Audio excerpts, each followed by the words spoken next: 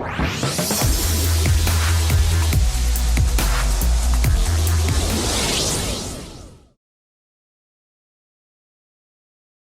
sure a lot of you actually were tuned in last week, and you'll remember that I went through the whole basics of the kinetic theory of matter and then applying the kinetic theory of matter of gas, or kinetic theory of matter to gases, and we came up with a couple of very important points. And I thought for tonight's show I'll quickly run through as a revision the application of the kinetic theory of matter to gases. And what I've done here is just taken the slide that I had last week, and I'm just going to quickly run through it in terms of some of the more important points that are associated with our gases. Okay, so guys, what's the first thing we have to look at? We talk about collisions of the walls with the container, and we spoke at quite a lot of length last week about how the gas particles actually collide with the wall. They exert a force per unit area, and that force per unit area is what we call pressure.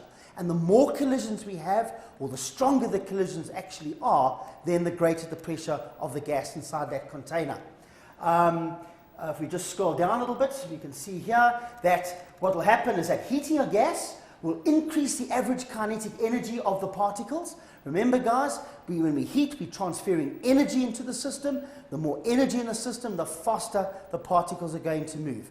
The faster they move, they're going to collide with the walls of the container more frequently, probably a lot harder as well, and therefore you're going to increase your pressure as well. So there we go, more collisions with the walls of the container, as well as much more forceful collisions, thus increasing the pressure of the gas, and vice versa. If I just scroll down a little bit more, cooling the gas will decrease the average kinetic energy. In other words, we now withdraw energy out of the system.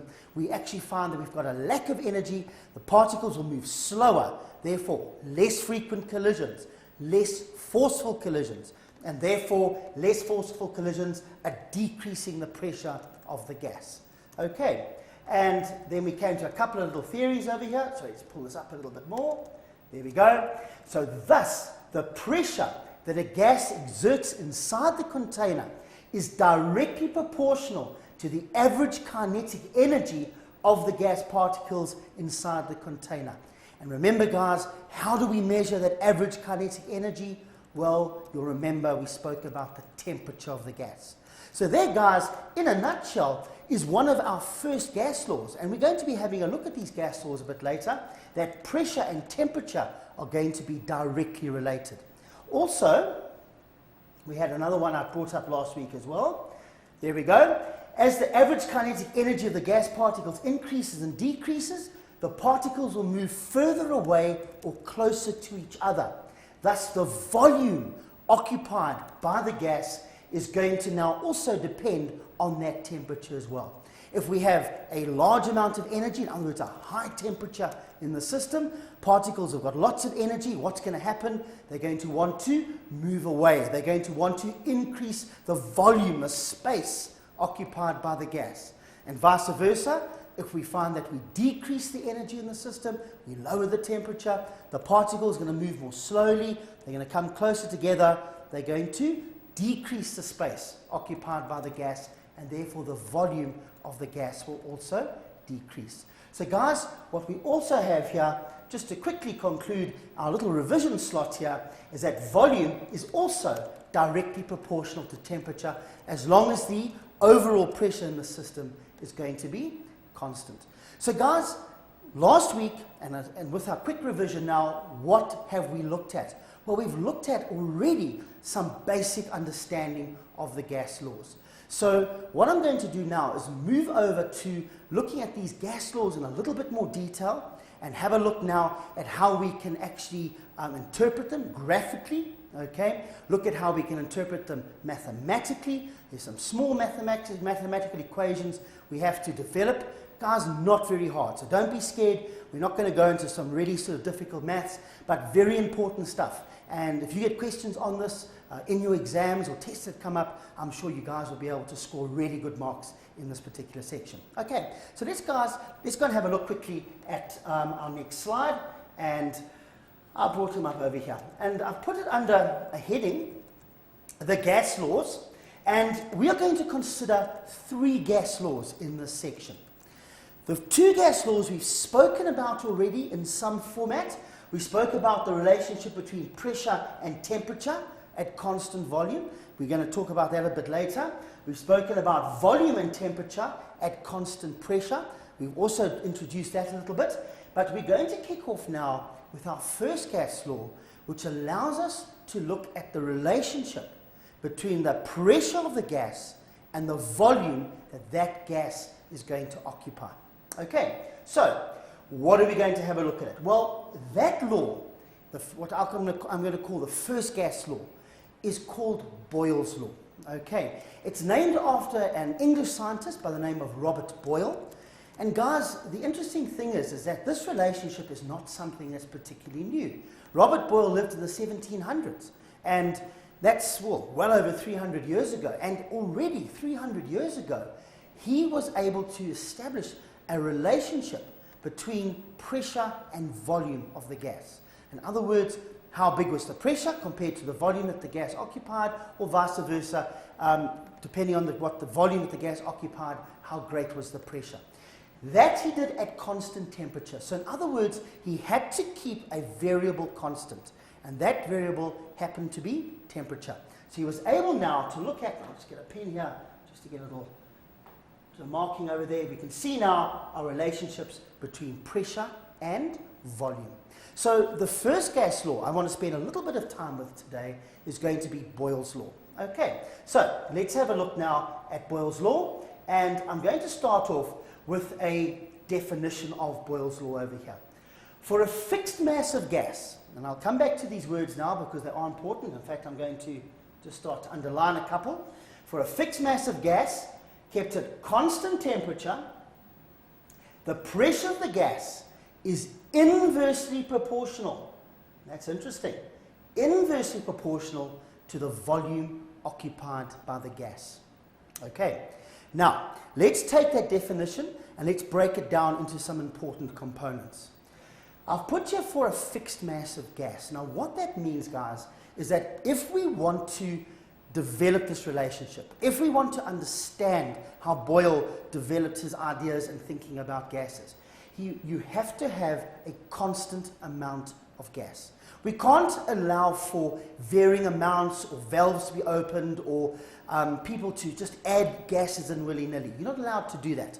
What you have to have are a certain amount of constant variables. And I'm sure at this stage you've spoken about experimentation at schools and various things like that, where you have looked at your controlled variables, okay, and then you look at your variables that are going to change within the system. And therefore, for a fixed mass of gas, that has to be one of your control variables in the experiment for Boyle's law. It has to be measured at constant temperature. So in other words, we cannot allow temperature to influence the results. Why is that? Well, remember what temperature is a measure of? It's the average kinetic energy. And we know that temperature affects pressure and volume. We spoke about that in our little revision we did 5 minutes ago. That temperature measuring the average kinetic energy is going to influence pressure, and it's also going to influence volume. So guys, we cannot allow that to get involved. We must make it a control variable. That allows us to measure the relationship in terms of pressure and volume together. And if you have a look at the screen over here, and I'm afraid it is a little bit small, and I hope you guys can focus in there, you will notice now that we have got an inverse proportionality. Can you see now that the graph shows a curve? Now, whenever we have this particular curve like that, it's always a dead giveaway, guys. When we plot, in this example, pressure against volume, it's a dead giveaway in terms of the style of the shape of the graph. It means an inverse proportionality. So, right, so I'm just going to just try and make it a little bit there. I think that might actually help a little bit more, just to show you guys whether we've got it. Okay, so what have we got here? Thus, as the volume occupied by the gas decreases, so the pressure of the gas inside the container will increase. Now I'm just going to try and get a bit of a darker pen. I'll try green, because I just don't know if this yellow is actually going to work so well. I'm just going to take that out. Let's see if I can just erase this yellow bit. Yeah. I'm just going to erase the yellow out of here. Okay. It just hasn't worked very nicely. In fact, I'll just redraw that graph because a lot of people are backing to see it. And there we go. Much better. Okay. Thus, as the volume occupied by the gas decreases, so if we have a look, here's my volume axis over there. So my volume is now decreasing in that direction. Can you see now what's happening to my pressure as my volume decreases? Can you see now, if I just draw a couple of dotted lines up and across, can you see now that as my volume is decreasing, so my pressure is going to be increasing? That is a classic indication of inverse proportionality. Okay, and I've also put here a little remember note. Whoops, this thing's got a little bit too quick. Over there. Remember, the smaller the volume, the more frequent the collisions of the gas particles on the wall of the container, and therefore we're going to have a greater pressure. So as we decrease that volume and make that volume smaller, what's going to happen is that the particles are going to hit that wall of the container more frequently, and therefore we're going to have an increase in pressure. Now, what we can also do to try and make these graphs a little bit more readable is that we can now determine the inverse of one of the variables that we are measuring. And in this case, and this is a classic Boyle's law type situation, is that if we take volume and we measure, and I'll just get my pen out again, I think I'm going to have to go over this. If we go 1 over volume, okay, in other words, we measure the reciprocal or the inverse of the volume. We've got pressure over here. Okay, sorry, that's a P there. We've got pressure over there. Can you see now what happens to the graph? The graph becomes a beautiful straight line. And that straight line, you'll notice, is going directly through the origin of the graph. That straight line indicates a direct proportionality. But what is that direct proportionality? Well, it's going to be the direct proportionality of the pressure to the inverse of the volume. Remember, guys, when we just measured pressure and volume, we had an inverse proportionality. But if we take the reciprocal or inverse of one of the variables, we will get that classic direct proportionality curve or graph or straight line that goes through the origin and is a straight line that indicates that relationship. So there now, guys, is the basics behind Boyle's law, is that we have a relationship between pressure and between volume. The relationship is an inverse proportionality or a direct proportionality to the inverse of one of the variables. Okay, so let's have a look over here. Right. Sorry, let's get this thing back. There it is. And there we got it. Thus, pressure is directly proportional to the inverse of the volume. And how do we write that, guys?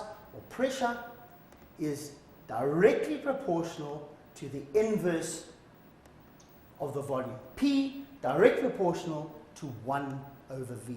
And that's how we represent it in a mathematical type relationship. But guys, what I want to do now is to take now this relationship, this direct proportionality to the inverse of the volume, and have a look now at how we can manipulate this to allow us to develop a mathematical equation for Boyle's law. So let's have a look now at this graph. Okay, I just want to extend the page a little bit. There we go. Right, if you have a look at my graph, and there it is, you'll notice now that I have drawn 2 gradient interpretations there. Basically, I've got one over here in black and one over here in red. Now, when we measure the gradient, a lot of you guys will remember that your gradient, okay, is going to equal the change in the y value over the change in the x value. Okay, so if we have a look at the gradient, this one here will be a change in pressure, okay, and this one will represent a change in the reciprocal of the volume. And I'm looking at the black gradient interpretation over here. So therefore, can you see now that my gradient for the black line is going to equal delta P over 1 delta 1 over V. And I'm going to call that the first one, so it's going to be number 1. I'm just going to put that like that. So I'm going to have delta P1 over delta 1 over V1. Okay, don't worry about any values at this stage. I just want you to follow the very simple mathematics that I'm going to be doing. Now I'm going to go to the red gradient. I'm just going to change and select that. And hopefully I've got the color. There we go. I'm going to call this one delta P2. And this is going to be delta 1 over V2. So can we see now that the gradient now is going to equal delta P2 over delta 1 over V2. Okay. And I'm going to circle these gradients. If we've got a straight line through the origin, and we know that we've got, or it represents, a direct proportionality, what can you tell me about those two gradients? Well, those two gradients must be identical.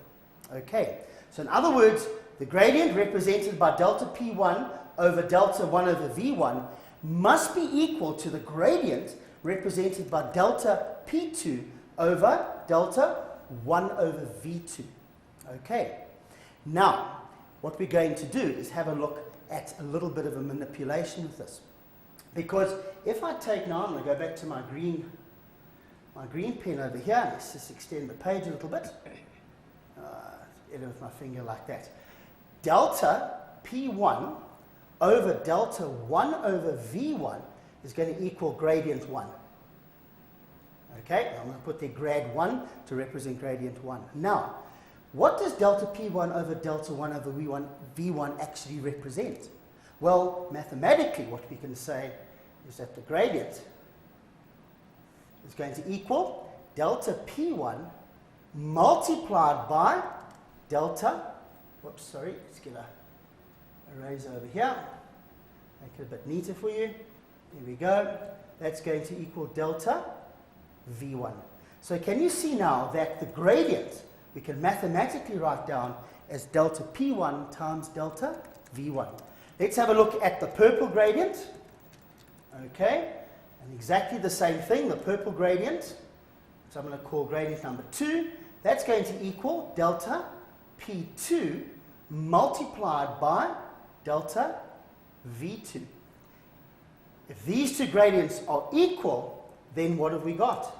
We have got a mathematical relationship where delta P1 multiplied by delta V1 must equal delta P2 multiplied by delta V2.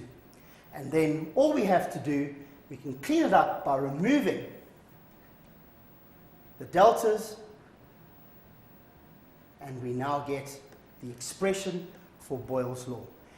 P1 V1 equals P2 V2. So in other words, if we have a situation of pressure and volume, and we change that situation of pressure and volume, let's call it to a second type of situation, the product of the pressure and the volumes on each situation must equal each other. Why? Because they are going to represent a constant value. Okay, and that, guys, represents our Boyle's law, gas law. Very important one. They ask a lot of questions on Boyle's law, and they are going to ask you to write down that relationship of pressure and volume together. Still with Charles's law, we're going to be looking at converting Celsius temperature to Kelvin temperature. And we have this very basic equation over here. Capital T, which stands for my absolute temperature, okay, in Kelvin, is going to be 273. Now, that's the 273 which was given as my base temperature of, we had minus 273 at 0 Kelvin, plus small t. Small t represents the temperature in degrees Celsius. And that's my little conversion. Now let's see how it works. I've got an example here for you guys. It says the temperature of a gas, the room temperature, is 25 degrees Celsius. What is the temperature in the Kelvin temperature scale? Well, guys, if temperature is 25 degrees Celsius over there, and we apply our formula, T equals 273 plus the Celsius temperature, all we do, guys, is add the two together, and guess what we get? We get a temperature of 298 Kelvin.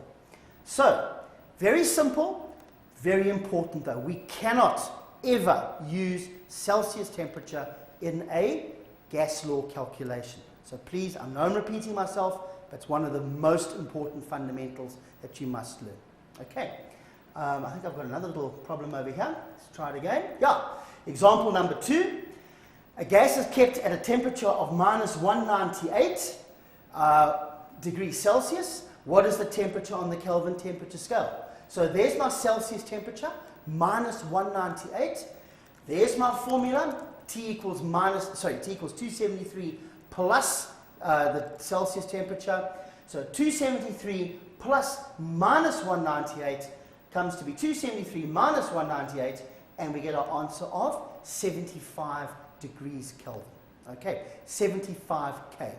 Okay, right, guys. I think that's what we've got there. And what I can now do is have a look now at Charles's law a little bit mathematically, like we looked at Boyle's law. And I've got exactly, in fact, I think I've got a better slide of that over here. No, that's not that one. No, I'll keep it on this, it'll be fine. No problems. Okay, let's find that slide again. Right. Guys, can you see now? There's my volume and temperature. There's my straight line through the origin. There now I'm starting to look to plot the gradient. So, let's have a look now. Again, let's pick up a pen and let's look at my gradient. Well, there's my y-axis, which is delta V. Here's my x-axis, which is delta T. And therefore my gradient is going to equal delta V over delta T. But what I'm going to do now is include a second gradient, just like I did with Boyle's law. Let's try and get my pen back. No, I don't want that. I want that. I'm going to do it in green. And I'm just going to put it in over here. Here it is. And I'm going to have my delta V and my delta T there exactly the same way that I did with Boyle's law. And I'm going to write my green gradient, which is going to equal delta V over delta T. And what I'm going to do is assign numbers to them as well. So I'm going to make this the number 2 gradient. So I'm going to put the gradient number 2 is going to be delta V2 over delta T2. And the purple gradient I'm going to put over here as delta V1 and delta T1, like that. Now remember, guys, what did we say? Straight line graph, direct proportionality.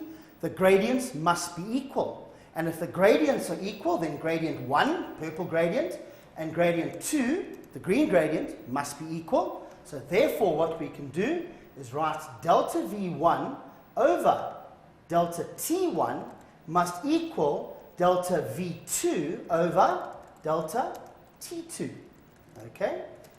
And all we have to do is remove